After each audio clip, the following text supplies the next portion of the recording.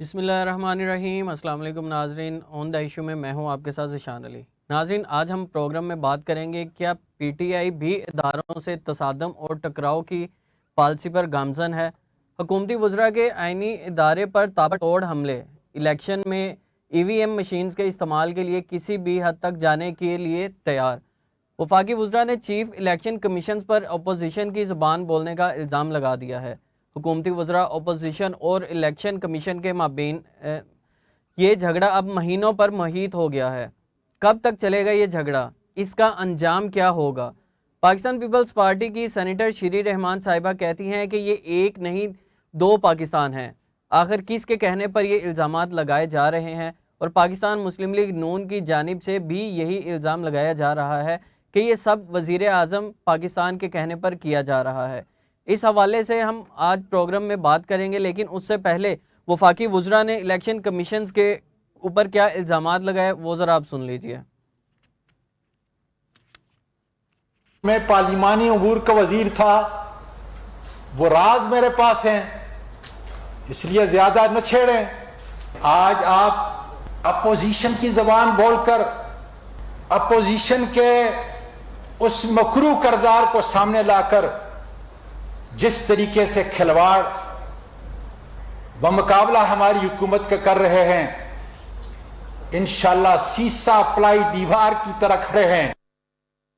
और फिर ये पहली बार हुकूमत कह रही है इस्लाहात करते हैं, फ्री एंड फेयर इलेक्शन करवाते हैं। अपोजिशन कहती है कि हमने मौजूदा जो सिस्टम है वो भी नहीं चाहिए और क्या करना है वो भी उनको पता नहीं है। मैं ना मानूं कि जो रट लगाई हुई है उसके नतीजे में पाकिस्तान के अंदर लोगों का जमहूरियत के ऊपर से एतबार कमजोर होगा और एक जमहूरियत कमजोर होगी। जो चीफ इलेक्शन कमिश्नर हैं वो अपने आप को तनाज़ात से अलहदा करें, ये उनके ओहदे के मुनाफी है जिस किस्म की सरगर्मियां वो इस वक्त कर रहे हैं। और अगर वो तनाज़ात से अलहदा नहीं करना चाहते, उनको लगता है कि वो कुछ सियासत में कंट्रीब्यूट कर सकते हैं, फिर उनको चाहिए कि इस्तीफा दे के वो सियासत में कंट्रीब्यूशन जो है वो अपनी करें।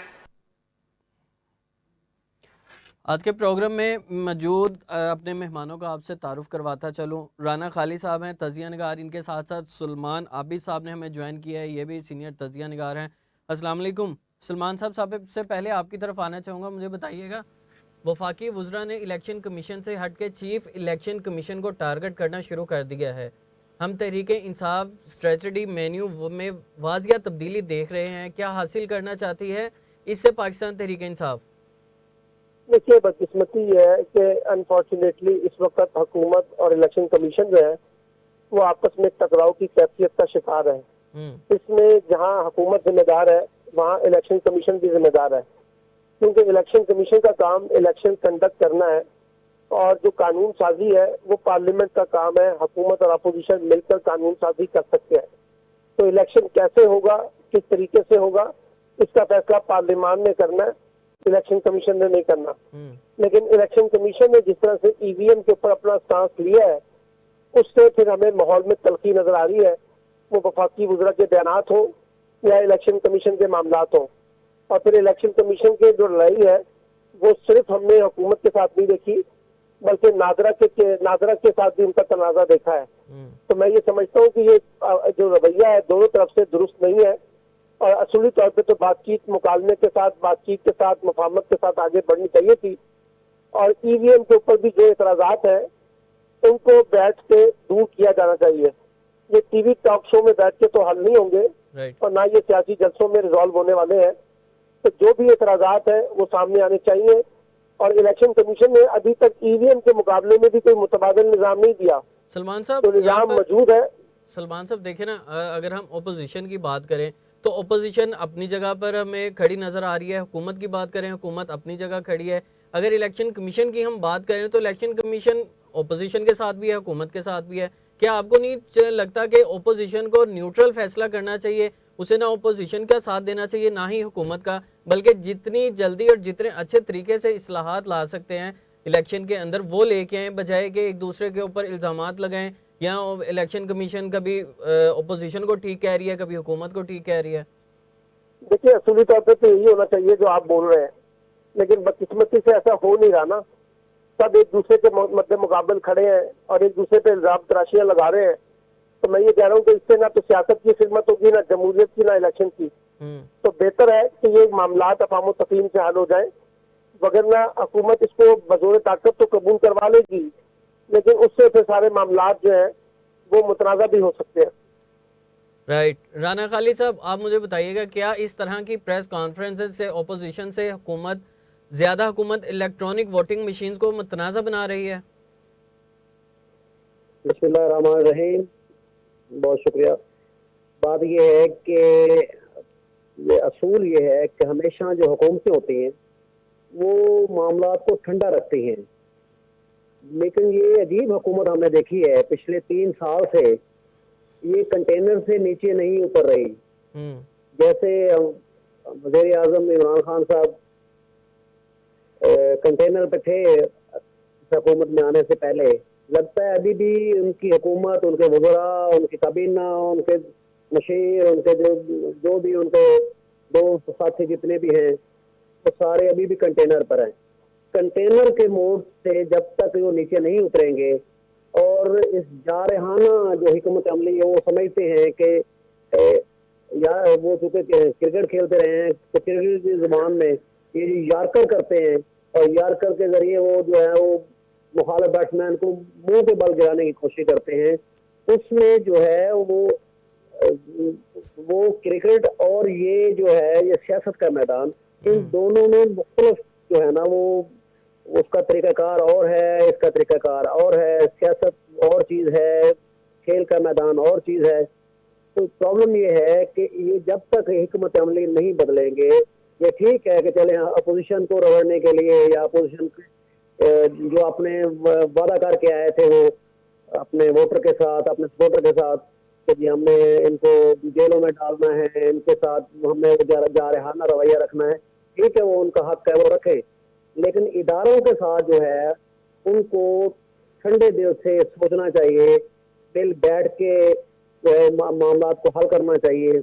लेकिन राना खालिद साहब, आप खाली हुकूमत को क्रिटिसाइज क्यों कर रहे हैं? इलेक्शन कमीशन को भी करें, फिर उसके साथ ओपोजिशन को भी करें जो हुकूमत के साथ मिलकर बैठकर काम नहीं करना चाहती। इलेक्शन कमीशन जो कभी नून लीग के साथ है, कभी पीपल्स पार्टी के साथ है, कभी पीटीआई के साथ है। क्रिटिसाइज तो भी तमाम की तमाम जमातें और इदारे होने चाहिए। देखें जी, बात ये है कि हम जो हमारा सिविल इदारा है, आईनी इदारा है, उसके ऊपर तो हम सब जो है ना वो जो है वो लाठ लेके चढ़ दौड़ते हैं। कभी मरियम बीबी उसके सामने जाके क्रिटिसाइज करती है, कभी बिलावल उसके ऊपर चढ़ दौड़ते हैं, और कभी हमारी हुकूमत जो है वो और उनके काबीना चढ़ दौड़ती है। क्या कभी आपने सुना कि सिविलियन इदारे को जैसे बगावत पे उकसा रहे हैं, इलेक्शन कमिश्नर के खिलाफ उसके मेंबर्स को जो है काबीना के अरकान जो है वो उकसा रहे हैं कि जी आप इनके खिलाफ जो है ना वो आप इनके खिलाफ खड़े हो जाएं, इनके खिलाफ आप जनाब इनकी बात ना माने। क्या किसी बड़े इदारे में जिनका नाम भी लेते हुए हमें तो खौफ आता है कि खुदा न खास्ता कहीं हम गायब ना हो जाएं, उनके खिलाफ उकसाने पे जरा करें ना ये इतनी हिम्मत कि वो इसको उकसाएं कि जी फलां चीफ के खिलाफ या फलां चीफ जस्टिस के खिलाफ आप जो है ना वो बगावत कर दें, तो लग पता जाएगा। इस आईनी इदारे को इस अंदाज में क्रिटिसाइज करना ये मुनासिब नहीं है। मैं इसके हक में नहीं हूँ मैं। और दूसरी बात ये है कि इलेक्शन कमिश्नर को भी अपना जो है रवैया थोड़ा सा उनको भी सोचना चाहिए कि वो एक आईनी सरबराह हैं, एक आईनी इदारे के सरबराह हैं, उनको अपने कंडक्ट का ख्याल रखना चाहिए। और उनके ऊपर जो इल्जामात हैं उनको भी जो है इसकी वजाहत भी करनी चाहिए, और उस हवाले से उन्हें जो है ना हुकूमत के साथ बैठना भी चाहिए। और लेकिन वो बैठे इस तरह ना बैठे कि फिर कल जो है ना अपोजिशन जो है उनके ऊपर चढ़ दौड़े। उनको बहरहाल अपनी साख जो है वो बरकरार रखनी चाहिए। राइट। सलमान साहब, आप मुझे बताइएगा, क्या इस जारहाना रवैये के साथ हुकूमत ईवीएम के लिए इलेक्शन कमीशन और ओपोजिशन का राजी कर पाएगा ओपोजिशन को?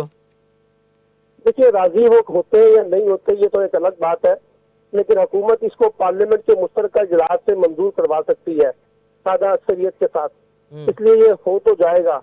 लेकिन अगर ये इत्तफाक राय से होगा तो ज्यादा बेहतर है, अगर इत्तफाक राय से नहीं होगा तो फिर एक मुतनाज़ा अमल तो रहेगा। इसीलिए अब भी मौके पर, लेकिन मैंने आज देखा है कि खाकान अब्बासी साहब ने इंतखाबी इस्लाहात के हवाले से हुकूमत से बातचीत करने से इनकार कर दिया है और हुकूमती पेशकश को मुस्तरद कर दिया है।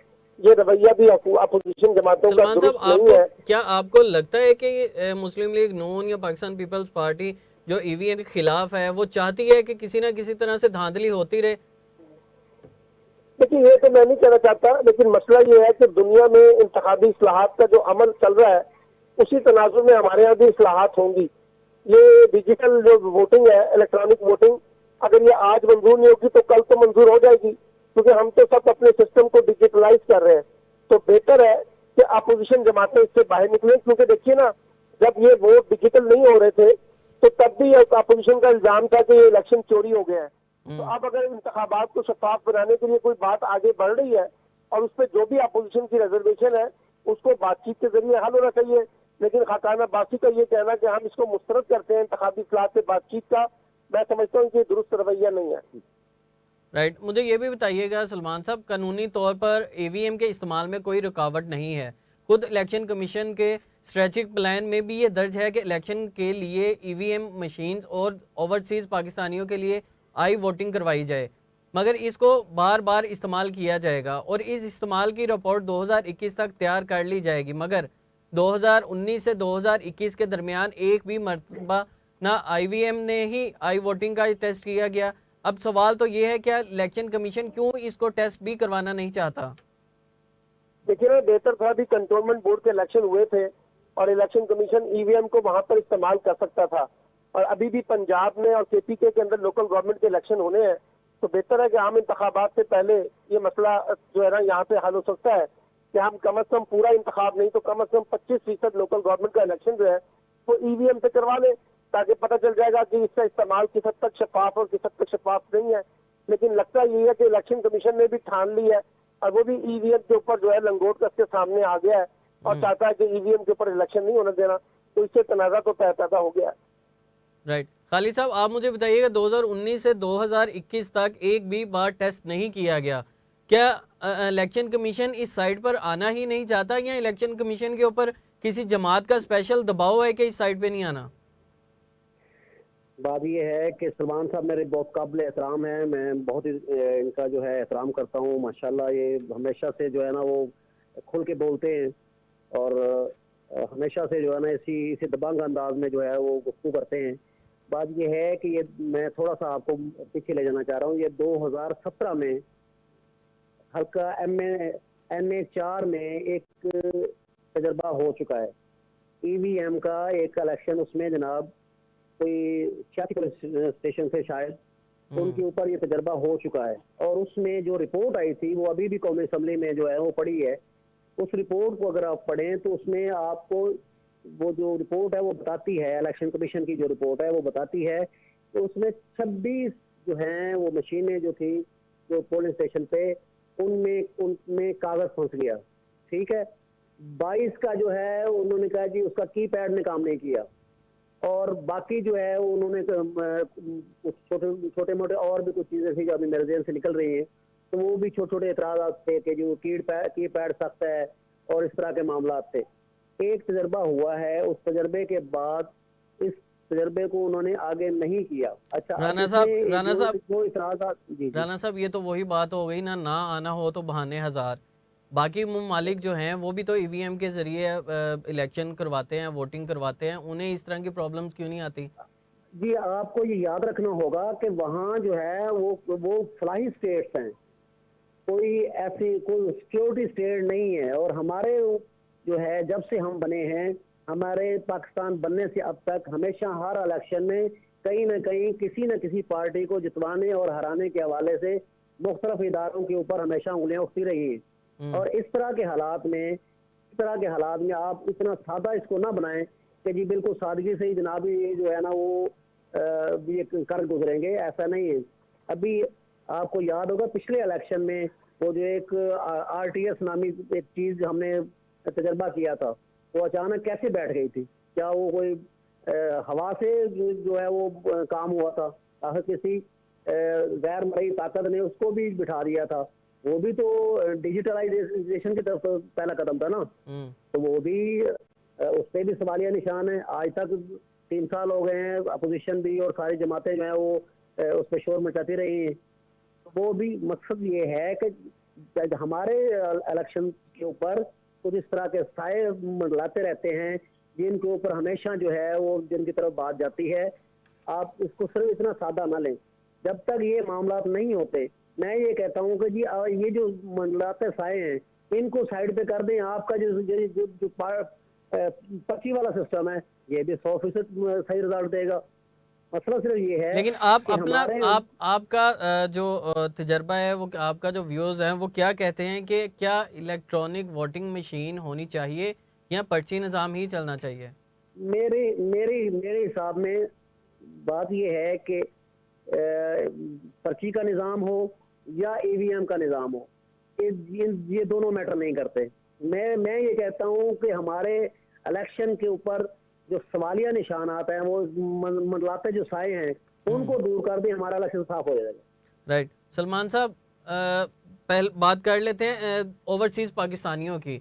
मुझे बताएं, ओवरसीज़ पाकिस्तानी अगर इलेक्ट्रॉनिक वोटिंग मशीन आती है तो ओवरसीज़ पाकिस्तानी भी अपना वोट कास्ट करने के काफ़ी हद तक कर सकते हैं। लेकिन अगर ईवीएम मशीन नहीं आती, पर्ची सिस्टम ही रहता है, जो इतने ओवरसीज़ पाकिस्तानी बैठे हैं जो किसी ना किसी जमात को किसी ना किसी तरह से स्टैंड करते हैं, उनके साथ खड़े हुए हैं, उनका फिर किस तरह से वोट कास्ट होगा? देखिए, बात ये है ना, एक तो है तरीकाकार कि ओवरसीज पाकिस्तानी कैसे वोट डालेंगे, ये तो बात का बात है। पहले तो एक असूली इत्तेफाक ये होना चाहिए कि क्या ओवरसीज पाकिस्तानियों को वोट का हक मिलना चाहिए या नहीं मिलना चाहिए। अगर आप तमाम सियासी जमातों के मंशूरों को देखें तो तमाम सियासी जमातों ने अपने मंशूरों में ये लिखा था कि वो इक़्तिदार में आने के बाद ओवरसीज पाकिस्तानियों को वोट का हक देंगे। तो प्रिंसिपली तो तमाम सियासी जमातों ने अपने अपने मैनिफेस्टो में इसके ऊपर इत्तेफाक किया हुआ है। अब अगर तरीकाकार के ऊपर बहस है तो तरीकाकार पे तो बात हो सकती है ना। तरीकाकार तो कोई भी वजह किया जा सकता है कि कैसे वो वोट डालेंगे और उसका क्या तरीकाकार होगा। लेकिन यहाँ तो अब मसला ये है ना कि आप ओवरसीज पाकिस्तानियों को वोट का हक भी देना नहीं चाहते और यकसर मुस्तरद कर देते हैं। अब खदशा क्या है? खदशा ये है कि इनको अपोजिशन को ये लगता है कि जो तहरीक इंसाफ है ये ओवरसीज पाकिस्तानियों में जरा पॉपुलर जमात है, इसका बराह रास्त फायदा उनको होगा, इसलिए ये अभी ना हो। और यही तहरीक इंसाफ समझती है कि हमारा वोट बैंक ओवरसीज पाकिस्तानियों में ज्यादा है, इसलिए ओवरसीज पाकिस्तानियों को वोट का हक मिलना चाहिए। तो अब तो एक पॉलिटिकल इंटरेस्ट आ गया ना हुकूमत और अपोजिशन के दरमियान, जिसकी वजह से ये सारा मामला जो है गंभीर होता जा रहा है। असल में तो ओवरसीज पाकिस्तानियों को वोट के हक देने के बारे में तो मेरा ख्याल है तमाम सियासी जमातें अपने अपने मैनिफेस्टो के तहत तो मुत्तफिक है। राइट। सलमान साहब, ये भी मुझे बताइएगा, चीफ इलेक्शन कमीशन को टारगेट किया जा रहा है, एक नया महाज खुल गया है, ये तनाज़ा हल कैसे होगा? देखिए, इस तनाज़े का हल का वाहिद तरीका यह है कि हुकूमत, अपोजिशन और चीफ इलेक्शन कमिश्नर या इलेक्शन कमीशन आपस में मिलकर बैठे। ये जो मीडिया के जरिए हाइप क्रिएट की जा रही है लड़ाई की, ये ठीक नहीं है। इसमें हुकूमत भी और इलेक्शन कमीशन भी अपने अपने रवैये पर नजरसानी करे। मेरी कुछ जो इलेक्शन कमीशन के साबिक चेयरमैन हैं, जिसमें कमर दिलशाद साहब भी हैं और भी बहुत से लोग हैं, मेरी बहुत से लोगों से बातचीत हुई है जो इलेक्शन कमीशन के मामलात को उसमें माजी में रहे हैं। उन सब का मौक़िफ़ है कि अगर हुकूमत का रवैया दुरुस्त नहीं है तो खुद इलेक्शन कमीशन ने भी अपनी हदूद से जो है ना तजावज़ किया है, या चीफ इलेक्शन कमीशन ने अपनी हदूद से तजावज़ किया। तो वो जो अभी अपने राना खालिद साहब भी कह रहे थे कि कोई भी फरीक रेड लाइन क्रॉस ना करे, किसी के अंदर ही फायदा हो सकता है। और अगर ये मामला मुतनाज़ा हो गया तो फिर ये बहुत ज़्यादा हालात को ख़राब करेगा। राइट। खालिद साहब, क्या आपको लगता है अपोजिशन और हुकूमत मिलकर बैठकर इंतखाबी इस्लाहात के ऊपर बातचीत कर सकती हैं या इसका कोई बेहतर हल निकाल सकती हैं? देखो जी, बात तो नीयत की है। अगर नीयत कर लें तो ये कौन सा मसला है। इसी असेंबली में कई मामला रिकावट आ किसकी तरफ से रही है, ओपोजिशन की तरफ से या हुकूमत की तरफ से? मुझे जो लग रहा है, चूंकि इस मौजूदा हुकूमत के जो मामलात हैं वो फंसे हुए हैं इलेक्शन कमीशन में। मिसाल के तौर पर डस्का का इलेक्शन, उसमें प्रेसिडेंटिंग ऑफिसर्स को अगवा करने वाला मामला, उसकी रिपोर्ट भी सुना है, वो वहाँ पे आ चुकी है। उसमें 20 जो है ना वो जो प्रेसिडेंटिंग ऑफिसर हैं उन्होंने लिख के दिया है कि जी हमें किसने कहाँ कैसे अगवा किया, वो पूरी तफसील उनके पास आ चुकी है। दूसरा फॉरेन फंडिंग केस है, ये तो भी जो बातें ही है है ना राना वो साहब, अगर प्रिसाइडिंग ऑफिसर को अगवा किया गया, उसके प्रूफ मौजूद थे, जिस तरह मरियम नवाज साहिबा भी प्रेस कॉन्फ्रेंस में कहती हैं, तो फिर वो सबूत दिखाते क्यों नहीं कि इस चीज़ का उन्हें डर है? नहीं, वो दिखाने वाली बात नहीं है, वो तो अब रिपोर्ट होनी है ना, वो रिपोर्ट जो है ना वो जमा हो चुकी है हमारे को ये रन सीनियर साहब, हमारी कानूननिगार बहुत हैं सी जावेद के रिपोर्टें हैं साथ जो उन्होंने। जमा हो जाती हैं और वो दबी की दबी रह जाती हैं, सालों साल गुजर मेरा जाते हैं। मेरा ख्याल ये है कि ये जो मौजूदा है ना कशीदगी इलेक्शन कमीशन और हुकूमत का दरमियान, उसमें ये कहीं ना कहीं ये जो है ना ये दोनों रिपोर्टें फॉरेन फंडिंग केस वाली और ये रिपोर्ट, इसका कहीं ना कहीं लिंक जरूर है। हम्म। इससे ज्यादा मैं नहीं जानता, लेकिन ये है कि अगर इसका लिंक नहीं है तो फिर इसके पीछे और कोई मुझे तो बगैर कोई और दूसरी वजह नजर नहीं आती। राइट, सलमान साहब आप बताइएगा कि अगर ईवीएम के ज़रिए वो इलेक्शन नहीं होते, तो क्या आपको नहीं लगता कि ये रोना दोबारा से रोया जाएगा? जो भी जमात जीतेगी वो तो खुशियां मना देखिए लेगी, लेकिन दूसरी जो जमात है वो हमेशा। बात ये है, अभी राणा साहब ने भी कहा है, मैं इत्तेफाक करता हूँ कि चाहे आप इलेक्शन ईवीएम पे करवा लें और चाहे आप जो है ना सादे तरीके से, पुराने तरीके से करा लें, पाकिस्तान के अंदर एक मसला है। मतलब ये और वो रोना हमारा खत्म नहीं एक, होगा जमातों की तरफ से? जी जी, हमारा एक कल्चर है कि जो शिकस्त खाता है वो समझता है कि उसको हराया गया है, और जो जीत जाता है वो समझता है कि इलेक्शन बड़ा शफाफ हुआ है। फिर इलेक्शन की इसमें देखिए ना असल मसला क्या है, असल मसला है वोटों की गिनती के ऊपर। अब वोटों की गिनती के ऊपर ही कहा जाता है कि रिटर्निंग ऑफिसर इन्वॉल्व है, फला इन्वॉल्व है, एस्टेब्लिशमेंट की मुदाखलत है। तो अब इन चीजों को खत्म करने के लिए जो बात आगे चलनी चाहिए वो तो आगे चल नहीं रही। हम वापस उसी पुराने डगर के ऊपर चलना चाहते हैं और पुराने तरीकाकार के तहत इलेक्शन कराना चाहते हैं। तो इसका मतलब है मामला तो फिर सुलझेंगे नहीं ना, मामला तो ऐसे ही रहेंगे जैसे पहले पहले रहे हैं। सलमान साहब, भी क्या इंतखाबी ये नतीजे को कबूल नहीं करेगा। बात तो यही बात फिर वहीं पे आ गई, क्या ये मसला हल हो भी सकता है कि नहीं हो सकता? देखिए, मैंने आपको कहा है कि ईवीएम के ऊपर तो इलेक्शन जो है ना वो हुकूमत करवा सकती है, क्योंकि उसके पास सादा अक्सरियत है, वो पार्लियामेंट के मुश्तरका इजलास से मंजूर करवा लेगी। और लेकिन मसला फिर यही है कि अभी से वो कह रहे हैं कि ईवीएम का मकसद जो है, अपोजिशन जमातें कह रही हैं कि हुकूमत जो है एक मुनज़्ज़म साजिश के तहत धांधली करना चाहती है। तो अभी तो ईवीएम आया भी नहीं है, उससे पहले ही हमने ये तय कर लिया कि ईवीएम का मकसद भी धांधली के जरिए इंतखाब कराना है। तो फिर तो बस अल्लाह ही हाफिज हो सकता है इस मुल्क का। खालिद साहब, आने वाले इलेक्शंस को किस तरह से आप देख रहे हैं? मैं भी दुआ गो हूँ कि अल्लाह ताला इस मुल्क की खैरियत फरमाए, इसकी हिफाजत फरमाए, और इसके जो हालात हैं वो कुछ अच्छे नज़र नहीं आ रहे। एक तरफ तो हम पूरी दुनिया ने हमें चारों तरफ से घेरा हुआ है, यहाँ तक कि हमारे जो है ना वो मैदान भी जो है ना वो वीरान होते जा रहे हैं, और दूसरी तरफ जो है ना हमारे सियासतदान आपस में जो है ना वो उनके जूतियों में दाल बट रही है। ये 77 में भी जो है ना वो इस तरह के हालात हो चुके थे कि एक तरफ जो है वो ज़ुल्फ़िकार अली भुट्टो साहब जो है ना वो बहुत बड़ी ताकत के साथ वो समझते थे कि मैं जो है ना इकलौती पावर हूँ और मैं जो मर्जी करूँगा वो हो जाएगा। और फिर वक्त ने साबित किया कि वो इक़्तिदार से भी दूर हुए। उन्होंने वो जो इलेक्शन से जिनके ऊपर, जिन हल्कों के ऊपर इतराज़ था, उस पर रजामंदी भी जाहिर की कि जी मैं वो उन इलेक्शन को जो है ना दोबारा कराने के लिए तैयार हूँ, लेकिन उनके हाथ से जो है ना वक्त निकल गया। मुझे डर है खुदा न खास्ता कि कहीं अगर इसी तरीके से इमरान खान अपनी जिद पे अटके रहे और अपोजिशन जो है वो किसी एजेंडे पे खेलती रही तो पाकिस्तान के लिए मामला ठीक नहीं होंगे। राइट, सलमान साहब, प्रोग्राम का वक्त ख़त्म हो रहा है, आप मुझे बता दीजिएगा आने वाले इलेक्शंस में आप किस पार्टी को स्ट्रॉन्ग देख रहे हैं, चाहे वो पर्ची के ज़रिए इलेक्शन हो, चाहे ईवीएम मशीन के ज़रिए हो? देखिए, बात तो बड़ी सादी सी है कि अभी तो इलेक्शन के नतीजे का नतीजा निकालना जरा बड़ा मुश्किल है, लेकिन जो सिंध में हमें नजर आती है कि पीपल्स पार्टी जो है वो ज्यादा मजबूत है। पीके में हमें नजर आ रहा है कि पीटीआई ज्यादा मजबूत है। बलूचिस्तान में आपको पता है हमेशा से मिलजुल कर इलेक्शन होता है। असल तो इंतखाबी मार्का जो है वो पंजाब में सजेगा, जहाँ पीएमएनएन और पीटीआई के दरमियान मुकाबला है। लेकिन अभी पीएमएनएन का अपना भी टकराव बहुत चल रहा है, शहबाज शरीफ का बयानिया और नवाज शरीफ का बयानिया। तो देखते हैं कि इसमें से क्या निकलता है। बहरहाल पंजाब में ही सख्त मुकाबला होगा और देखना होगा कि कौन सी जमात किस पे सियासी प्रक्रिया हासिल करती है। राइट, मैं शुक्रिया अदा करता हूँ अपने मेहमानों का, राना खालिद साहब का और सलमान साहब का, जिन्होंने वक्त निकाला और हमें प्रोग्राम में ज्वाइन किया। नाजरीन, देखना ये होगा कि हुकूमत क्या ईवीएम मशीन्स के ज़रिए इलेक्शन करवा पाएगी भी या नहीं, या जिस तरह अपोजिशन की तरफ से बार बार इनकार किया जा रहा है इंतखाबी इस्लाहात को लेकर, और ईवीएम मशीन के ऊपर जो इतराज़ात उठाए जा रहे हैं उसके ऊपर अब तो इलेक्शन कमीशन की जानिब से भी इतराज़ात ईवीएम मशीन पर उठना शुरू हो गए हैं।